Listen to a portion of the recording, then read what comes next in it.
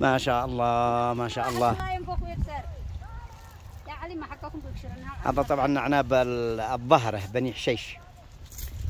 هذا العام المخرج ما شاء الله سبحان الله العظيم. نسأل الله أن يصلح. طبعا قدم قد بي ما يسموه يبقسوا العناب يبقسوه. ها قد بيقضفوا قد بيقضفوا. سبحان الله العظيم. ثمار اليمن. ايوه هذا اليوم نفعل في اليوتيوب لكن يوصل له.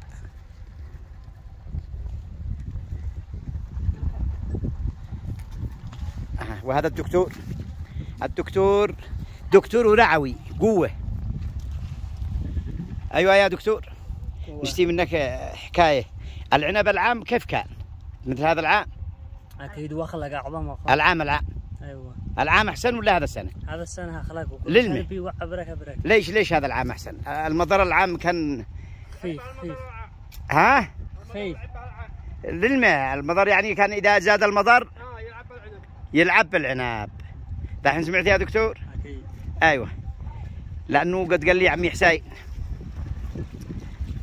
هذا طبعا المزرعة حق العم حسين فارع وأحمد فارع.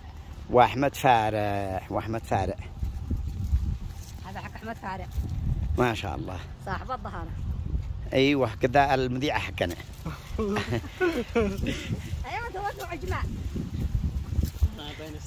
ما شاء الله تبارك الله. تبارك الله. كم عمر الشجرة هذه؟ من عندما زرعتوها؟ 10 سنين. يجي 10. هي 15 سنة. دحين قلت يا أحمد من يعني قصدش أحمد حسين؟ أحمد محسن فارع. أخوه عمي حسين. أيوة. هذا أهل عنب ما شاء الله. أحمد محسن فارع.